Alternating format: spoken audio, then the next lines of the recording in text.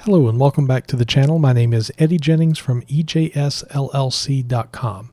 This video is going to be another in my RHCSA exam practice session series, where I'm not necessarily giving authoritative information, even though I do intend for the information to be accurate, but I'm showing how I would prepare for whatever objective at hand for the RHCSA exam. The objective for this video is going to be start and stop services and configure services to start automatically at boot. So before we dive in, I want to thank returning subscribers for watching another video, as well as invite all of you, if you enjoy the content of the video, to make sure you click like. And if you have not subscribed yet, make sure you click that subscribe button and ring the bell.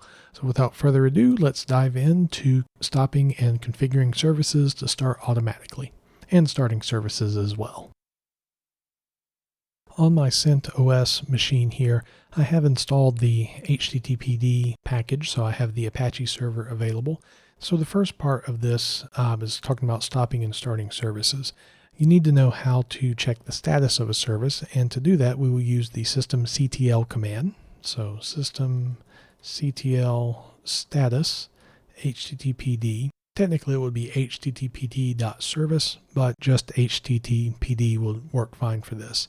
And what this tells us is that the service is loaded, so systemctl is aware of it. It is currently not active, and it is currently disabled. You can also check to see if a service is disabled or enabled by doing systemctl is enabled and the service name. So what this tells us is the service is both not running as well as is not going to run automatically. So to be able to start this service, and I guess to case in point here, let me open a web browser. If I were to HTTP localhost, spell localhost right, it's not going to be able to load a web page because the web server is not running. So to start the service, we do systemctl start and then the service name. I actually need to prepend sudo to this, otherwise it's going to prompt me in the GUI for credentials. Got that the first try. As far as the sudo password, means this is going to be a good video. Now some services, and HTTPD is one of them, have their own set of commands that can be used to start a service, but the general command for all services that are being managed by systemd, you can use the systemctl start command. We'll check the status. And we see that it is both active and running. However, it is still disabled. So what that means is even though the service is running, if I reboot the machine, it is not going to start automatically. We would have to manually start the HTTPD service.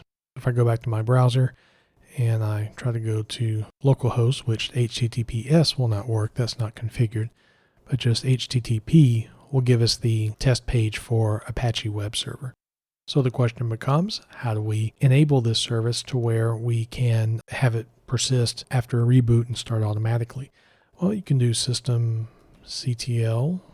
if I spell that right, enable HTTPD. Forgot to prepend sudo to that, so it's asking me for credentials. So what that's going to do is create a symlink within the multi-user target to make sure that it includes httpd.service unit configuration file when it's trying to run the multi-user target. So therefore it is going to pretty much always be running. Now, of course, if you were to go into like the emergency.target, the web server is not going to run, but for the purpose of what you would need to do on the exam, if you were asked to start the HTTPD service and have it configured to where it will run automatically, this is what you will do. Now, one thing I am going to show you here, I'm actually going to disable this service.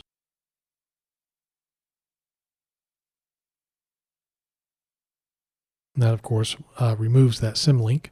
And then I'm also going to stop the service. Actually, I'm going to go into root first, so I don't have to keep typing the password over and over again. Now, I do not necessarily recommend you do that in a production environment. It's a good thing that you are using sudo, but this is a lab environment and just for purposes of demonstration. So the trick that I want to show you is, let's say that you are like me and you have a fresh install of Apache and you want to both start the service and enable it all in one command rather than having to do systemctl start HTTPD and then systemctl enable. what you can do is systemctl enable httpd -- now. And what that will do is both enable the service, it'll do what needs to be done for the symlinks, as well as start the service. So this was not a very long video. However, it's a fairly simple concept, especially if you're in the systemd environment and you have kind of this standard nomenclature of commands to use. And you would simply use the systemctl command to start or stop a service, and use the enable or disable command whether or not you want that service to be something that will run at boot time or not be running at boot time. As always, thank you for taking the time to watch.